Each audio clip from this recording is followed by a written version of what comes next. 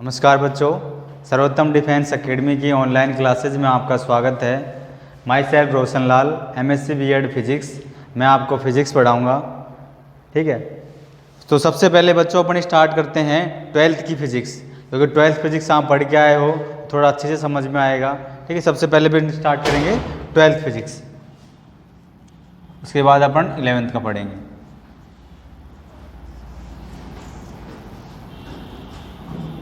Twelfth physics, देखो जो twelfth की फिजिक्स है उनको मेनली 3 भागों में डिवाइड की हुई है, ठीक है। जो सारी की सारी फिजिक्स है वो 3 भागों में डिवाइड है। पहली जो फिजिक्स है, जो ब्रांच है वो है इलेक्ट्रॉनिक्स, ठीक है।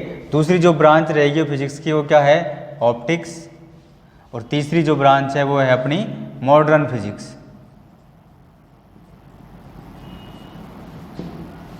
ठीक है बच्चों, अपन ऑप्टिक्स और मॉडर्न फिजिक्स के बारे में बाद में बात करेंगे।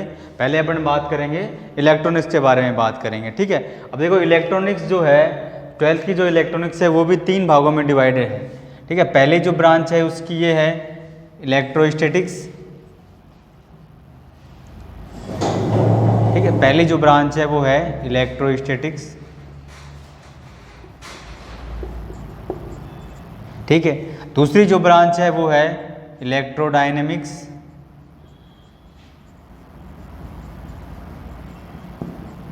ठीक है। और जो तीसरी जो ब्रांच है वो है आपकी EMW, ठीक है, इलेक्ट्रोमैग्नेटिज्म वेव है। देखो इलेक्ट्रोस्टैटिक्स में क्या होता है, जो चार्ज होता है वो रेस्ट पोजीशन में होता है, ठीक है। चार्ज जो होता है वो रेस्ट पोजीशन में होता है, रेस्ट चार्ज। और जब चार्ज रेस्ट पोजीशन में होता है तो उस time only electric field generate होता है, इलेक्ट्रिक फील्ड जनरेट होता है उस टाइम ओनली, ठीक है बच्चों। नेक्स्ट जो ब्रांच है वो है इलेक्ट्रोडायनेमिक्स। इलेक्ट्रोडायनेमिक्स ब्रांच कब होती है, जब जो चार्ज होता है वो मूव करता है, ठीक है, moving charge with constant velocity, with constant velocity, यानी कि जो एक्सेलरेशन है वो ए बराबर क्या होना चाहिए, 0 होना चाहिए, ठीक है। एक्सेलरेशन का मान 0 होना चाहिए।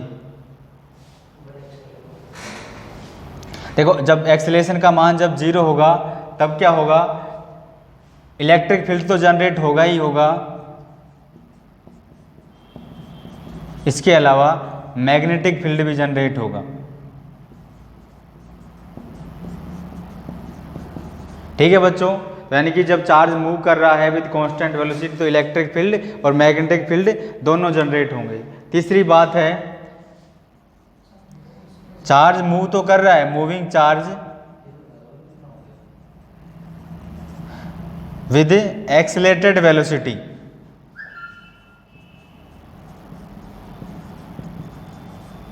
विद एक्सेलरेटेड वेलोसिटी, यानी कि जो एक्सेलरेशन है उसका मान क्या होना चाहिए, नॉट इक्वल टू 0 हो, तो वहां पर इलेक्ट्रिक फील्ड भी जनरेट होगा, मैग्नेटिक फील्ड भी जनरेट होगा, इसके अलावा EM वेव जनरेट होंगी, ठीक है, EMW, ठीक है बच्चों। आगे बात समझ में, जो इलेक्ट्रॉनिक्स है, ट्वेल्थ की इलेक्ट्रॉनिक्स है वो 3 भागों में डिवाइडेड है। पहली जो ब्रांच है वो है इलेक्ट्रोस्टैटिक्स।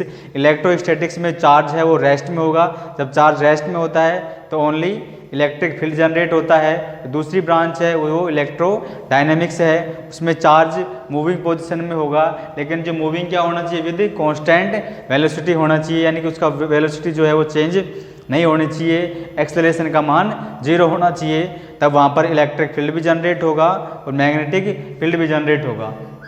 इसके बाद जो थर्ड ब्रांच है वो है EMW। EMW में क्या होगा, मूविंग चार्ज होगा विद एक्सेलरेटेड वेलोसिटी, यानी कि जो उसकी वेलोसिटी है वो चेंज होनी चाहिए। जब वेलोसिटी चेंज होती है तो एक्सेलरेशन का मान 0 नहीं होता है, ठीक है। उस टाइम पर वहाँ पर इलेक्ट्रिक फील्ड भी जनरेट होगा, मैग्नेटिक फील्ड भी जनरेट होगा और EM वेव भी जनरेट होंगे, ठीक है बच्चों। आगे बात समझ में, ये आपकी इलेक्ट्रॉनिक्स में अपन ये सारी चीज़ें पढ़ेंगे। जब जब चार्ज रेस्ट में होगा तो इलेक्ट्रोस्टैटिक्स, और जब मूव कर रहा होगा तो इलेक्ट्रोडायनेमिक्स कांस्टेंट वेलोसिटी के साथ, और जब एक्सेलरेटेड करेगा तो EMW होगा। ठीक है बच्चों।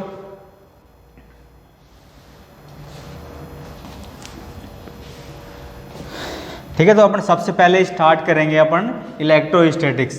ठीक है, 12th की फिजिक्स का फर्स्ट चैप्टर है इलेक्ट्रोस्टैटिक्स।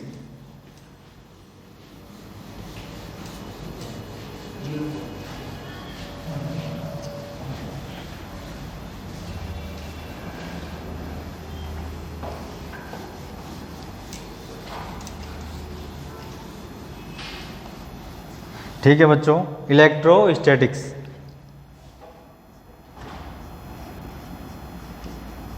इलेक्ट्रोस्टैटिक्स। ठीक है, इलेक्ट्रोस्टैटिक्स में अपन बता चुके हैं, इलेक्ट्रोस्टैटिक्स फिजिक्स की एक ऐसी ब्रांच है जिसमें अपन रेस्ट चार्ज की स्टडी करते हैं। ठीक है, रेस्ट चार्ज की स्टडी करते हैं। चार्ज सिंगल भी हो सकता है और ग्रुप ऑफ चार्ज भी हो सकता है, लेकिन चार्ज क्या होना चाहिए, रेस्ट पोजीशन में होना चाहिए। तो वो कौन सी ब्रांच कहलाएगी, फिजिक्स की इलेक्ट्रोस्टैटिक्स कहलाएगी। देखो मेन जो बात है, वो जो मेन जो काम कर रहा है वो कौन कर रहा है, चार्ज काम करता है। ठीक है, तो पूरी की पूरी जो इलेक्ट्रॉनिक्स है वो चार्ज के बेस पर चलती है। सबसे पहले अपन फिजिक्स के अंदर चार्ज के बारे में स्टडी करेंगे। ठीक है, तो आज अपन सबसे पहले चार्ज के बारे में स्टडी करेंगे। आज जो स्टडी करेंगे वो सारा अपन चार्ज के बारे में पढ़ेंगे। ठीक है, तो आपका जो मेन हेडिंग है वो है चार्ज। ठीक है, मेन जो हेडिंग है वो है चार्ज। देखो चार्ज के बारे में आज पढ़ेंगे अपन, चार्ज की प्रॉपर्टी पढ़ेंगे, कुछ स्पेशल पॉइंट पढ़ेंगे और कुछ न्यूमेरिकल्स पढ़ेंगे इसके बारे में। ठीक है, सबसे पहले कुछ स्पेशल पॉइंट देखते हैं चार्ज के।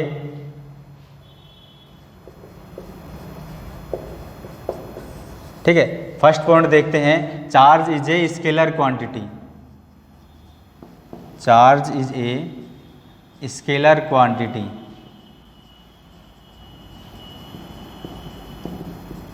ठीक है, चार्ज क्या है, एक स्केलर क्वांटिटी है। देखो स्केलर क्वांटिटी और वेक्टर क्वांटिटी आप जानते हो, पढ़ क्या है लेंथ में, फिर मैं बता देता हूँ थोड़ा सा। ठीक है, कहीं भूल गए हों। स्केलर क्वांटिटी क्या होती है, स्केलर क्वांटिटी को प्रेजेंट करने के लिए ओनली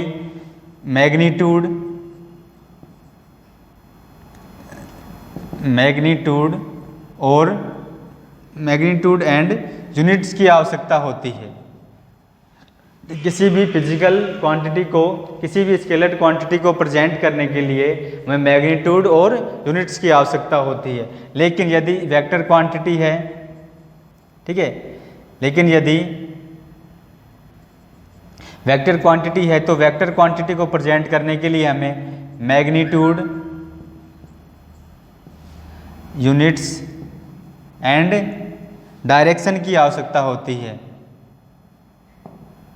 ठीक है, मैग्नीट्यूड, यूनिट्स एंड डायरेक्शन की आवश्यकता होती है, लेकिन सबसे जो इम्पोर्टेंट थिंग है वो ये होती है वेक्टर। ये तो सब होना ही चाहिए, मैग्नीट्यूड भी होना चाहिए, यूनिट भी होना चाहिए, डायरेक्शन भी होना चाहिए, लेकिन वेक्टर क्वांटिटी जब कहलाएगी जो वेक्टर लॉ हैं, ठीक है, जो सिंपल वेक्टर लॉ हैं उनको फॉलो करना चाहिए। ठीक है, कोई भी फिजिकल क्वांटिटी अगर सिंपल वेक्टर्स लॉ को फॉलो नहीं करती है तो वह स्केलर वेक्टर क्वांटिटी नहीं कहलाएगी। ठीक है, सारी की सारी चीज़ फॉलो होना चाहिए, मैग्नीट्यूड होनी चाहिए, यूनिट होनी चाहिए, डायरेक्शन होनी चाहिए, और सिंपल वेक्टर लॉ जो भी हैं, फिर ट्रायंगुलर लॉ है, दूसरा है, वो सारे के सारे वेक्टर लॉ फॉलो करनी चाहिए। वो सारी की सारी क्वांटिटी वेक्टर क्वांटिटी कहलाएंगे। ठीक है, तो अपनी चार्ज कैसी है, स्केलर क्वांटिटी है। नेक्स्ट पॉइंट देखते हैं। ठीक है, अब उनको यूनिट देखनी है अब। ठीक है, यूनिट ऑफ चार्ज, यूनिट क्या होती है। ठीक है, स्केलर क्वांटिटी है तो यूनिट होगी और मैग्नीट्यूड होगा, यूनिट ऑफ चार्ज। तो यूनिट ऑफ चार्ज क्या होगा, देखो जो अपन चार्ज की यूनिट निकालेंगे वो करंट की डेफिनेशन से निकालेंगे। ठीक है, करंट की डेफिनेशन क्या होती है अपनी, I = Q अपॉन T। ठीक है, Q यहाँ पर चार्ज है, T यहाँ पर टाइम है, I यहाँ पर करंट है। यदि T बराबर क्या हो, 1 सेकेंड हो तो फ्लो ऑफ चार्ज क्या कहलाता है, करंट कहलाता है, यानी कि पर सेकेंड फ्लो ऑफ चार्ज।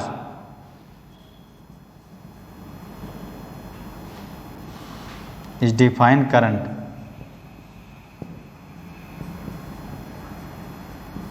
ठीक है। पर सेकंड जो फ्लो ऑफ चार्ज होता है वो करंट कहलाता है। आई बराबर क्या कहलाएगा, क्यू अपॉन टी।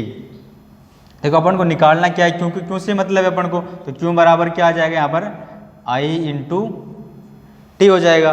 ठीक है, आई करंट है, करंट की यूनिट क्या होती है एम्पियर, और टाइम की यूनिट क्या होती है सेकंड। ठीक है, तो क्यू बराबर क्या होगा एम्पियर इंटू सेकंड होगा। अब जो एम्पियर इंटू सेकंड होता है उसको कूलाम लिखते हैं, उसको अपन कूलाम लिखेंगे। ठीक है, क्यू बराबर क्या हो, या तो अपन कूलाम जो चार्ज की जो यूनिट है या तो एम्पियर इंटू सेकंड कह दो, या शॉर्ट में अपन क्या लिखते हैं कूलाम लिखते हैं। ठीक है, दोनों का जो मल्टीप्लाई है उसको कूलाम लिखते हैं। तो जो मेनली जो अपन निकल के आया है यहाँ पर जो चार्ज की यूनिट क्या होती है कूलाम होती है। ठीक है बच्चों, अपनी यूनिट देख ली। अब कुछ अन्य, अब इसकी डायमेंशन देखते हैं अपन। ठीक है, डायमेंशन क्या होती है, तो डायमेंशन निकालने के लिए हमें पहले उसकी यूनिट पता होना चाहिए। इसको मैं मिटा देता हूँ।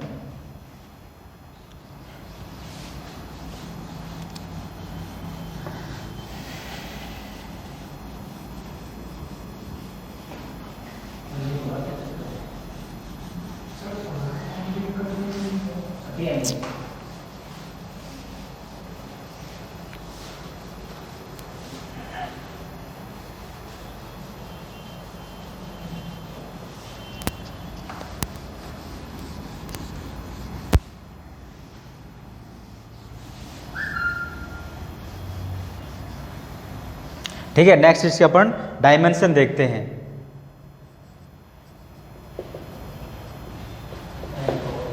Dimension of charge. देखो जो डायमेंशन होती हैं तो 7 फंडामेंटल फिजिकल क्वांटिटी हैं, उनके रूप में डायमेंशन दी जाती हैं। ठीक है, मैं आपको एक बार बता देता हूँ जो फिजिकल फंडामेंटल क्वांटिटी हैं, वैसे पढ़े होंगे आपने 11वीं में। ठीक है, नीचे लिख दिया थोड़ा सा।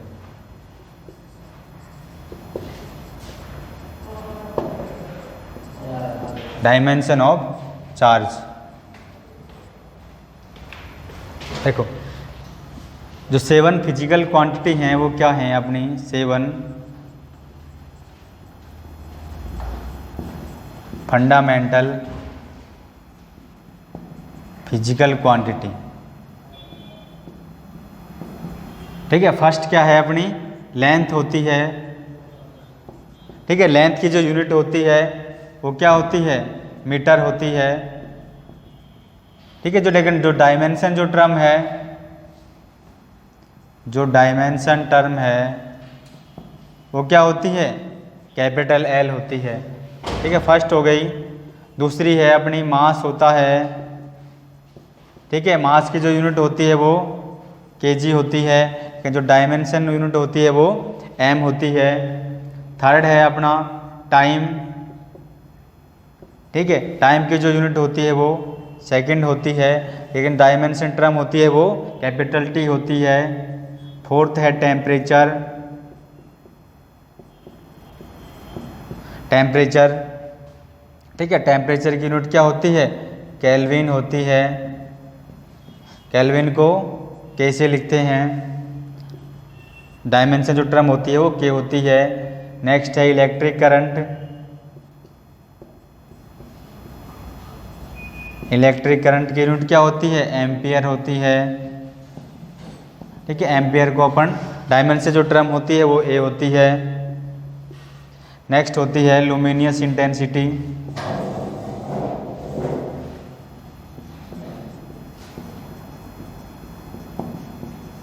लुमिनियस इंटेंसिटी की यूनिट होती है कैंडेला। डायमेंशन होती है वो सीडी होती है। लास्ट है आपकी सबस्टेंस ऑफ मैटर।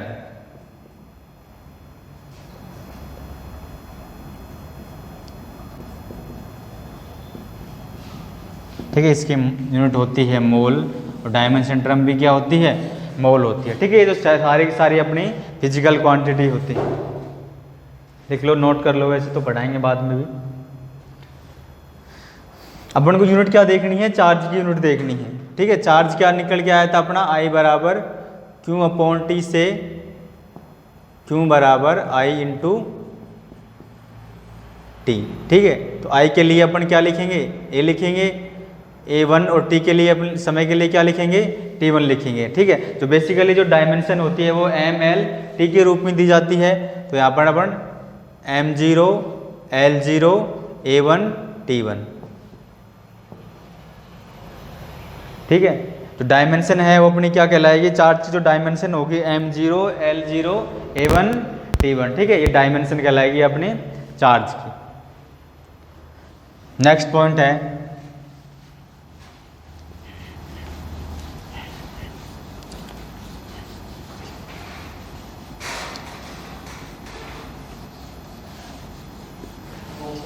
ठीक है, अदर डिफरेंट यूनिट्स देखते हैं इसकी। जो कूलाम के अलावा और भी यूनिट्स होती हैं, कई बड़ी होती हैं, कई छोटी होती हैं। कूलाम के अलावा उनको देखते हैं 4 पॉइंट डाल के। ठीक है, सबसे देखो, सबसे पहले सबसे बिगेस्ट यूनिट होती है वो होती है फैराडे।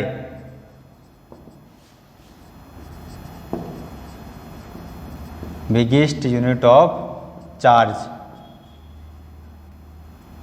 ठीक है, सबसे यूनिट क्या होती है फैराडे की, जो चार्ज की सबसे बड़ी यूनिट क्या होती है, फैराडे। देखो 1 फैराडे बराबर होता है आपका 1 फैराडे बराबर होता है 96500 कूलाम। 1 फैराडे बराबर होता है 96,500 कूलाम। नेक्स्ट होता है फ्रैंकलिन। ठीक है, ये सबसे छोटी यूनिट होती है।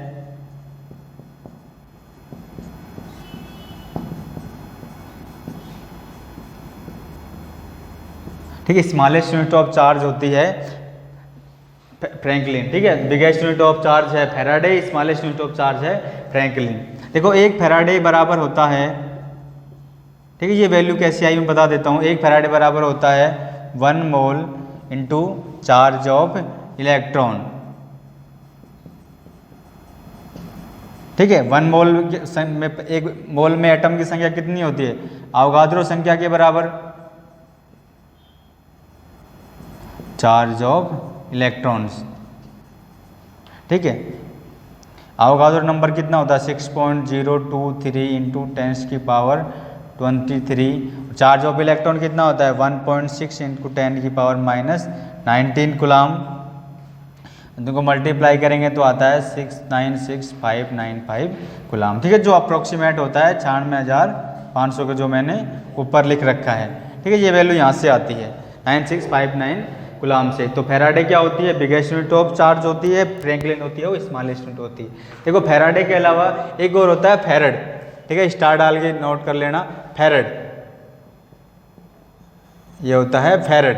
देखो फैरड और फैराडे में जो फैराडे यूनिट होती है वो चार्ज की यूनिट होती है, जो फैराडे होता है वो कैपेसिटेंस की यूनिट होती है, यूनिट ऑफ कैपेसिटेंस। इसको पढ़ाएंगे, आपको पढ़ रखे हैं वैसे तो आपने। ठीक है, इसलिए मैंने आपको यहाँ पर बता दिया है। फैराडे और फैरड में छोटा सा अंतर होता है। ठीक है बच्चों, ये इसकी यूनिट हो गई, स्पेशल पॉइंट हो गया 4 आपका। ठीक है, अब अपन पढ़ेंगे charge of properties of charge.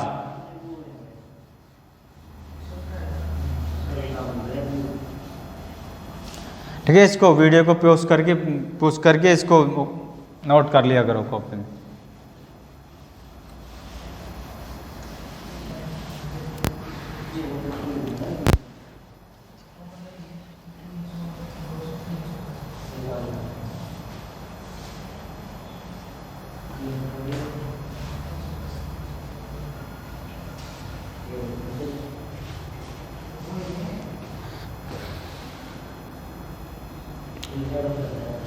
ठीक है बच्चों, नेक्स्ट एडिंग डालो, charge properties of charge.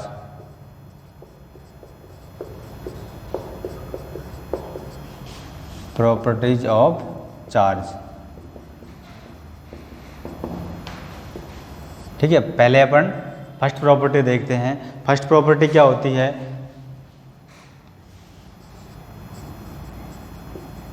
Charge is a quantization.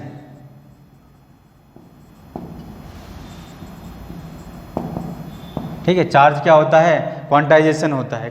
देखो क्वांटाइजेशन होने का मतलब क्या है कि जो किसी भी क्वांटाइजेशन होने का मतलब क्या है कि जो किसी भी पार्टिकल पर जो चार्ज है वो किसी भी पार्टिकल पर जो चार्ज है वो फुल मल्टीपल होगा number of electron of charge. जो इलेक्ट्रॉन पर जो चार्ज है उसका फुल मल्टीपल होना चाहिए, ठीक है। किसी भी पार्टिकल पर जो चार्ज है और जो इलेक्ट्रॉन पर चार्ज है उसका क्या होना चाहिए, फुल मल्टीपल होना चाहिए, ठीक है। यानी कि Q बराबर क्या होना चाहिए, Q बराबर NE। E यहाँ पर है आपका चार्ज ऑफ इलेक्ट्रॉन,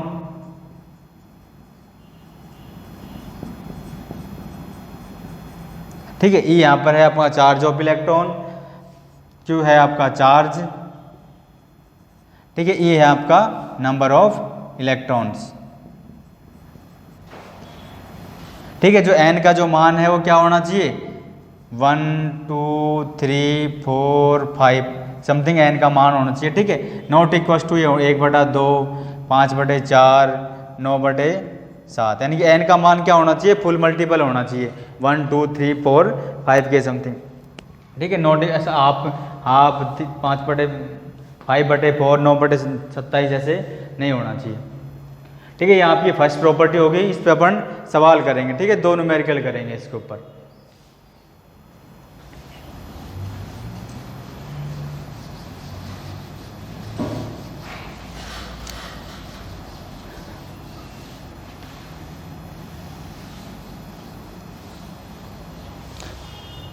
ठीक है, फर्स्ट देखिए पहले, ठीक है। बहुत ही इंपॉर्टेंट है, ये आता भी है खूब। Find out the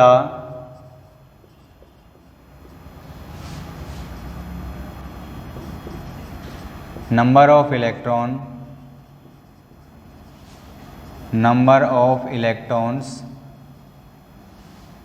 in 1 coulomb charge, ठीक है। Find out the number of electron in 1 coulomb charge, ठीक है। सॉल्यूशन देखो फॉर्मूला कौन सा यूज करना है यहाँ पे, अभी जो किया है Q बराबर NE वाला, Q बराबर NE।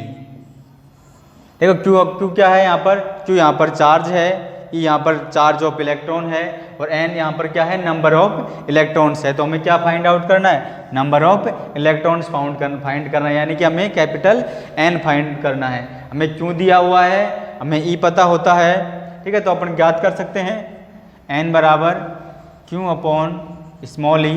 Q बराबर क्या होता है, कितना दिया हुआ है 1 कूलम, E बराबर होता है आपका 1.6 इंटू 10⁻⁻19 कूलम होता है,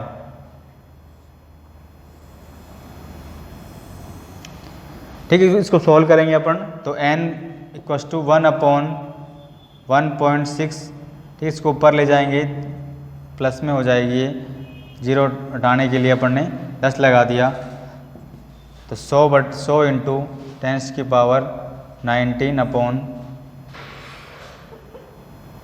ठीक है। इसको सॉल्व करेंगे तो आएगा 6.25 इंटू 10⁻18,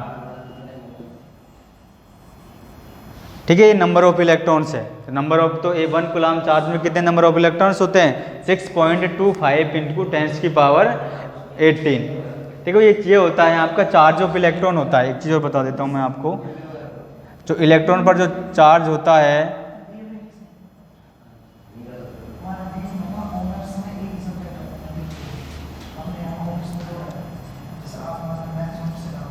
चार्ज ऑफ इलेक्ट्रॉन होता है आपका 1.6 इंटू 10⁻19 कूलम, और जो मास होता है, मास ऑफ इलेक्ट्रॉन्स आपका होता है, ये बताएंगे वैसे आपको, 9.1 इंटू 10⁻31 kg होता है, ठीक है। इलेक्ट्रॉन पर चार्ज होता है 1.6 इंटू 10⁻19, और इलेक्ट्रॉन का जो मास होता है वो होता है 9.1 इंटू 10⁻31 kg, ठीक है बच्चों। और नंबर ऑफ इलेक्ट्रॉन्स होते हैं इन 1 कूलम चार्ज में होते हैं 6.25 into 10⁻18।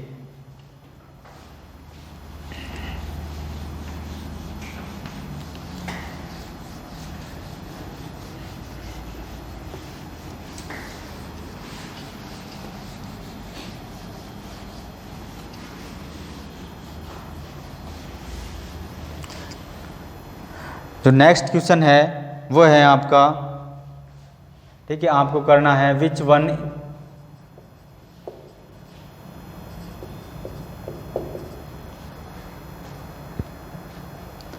Which one is the not the possible value of charge.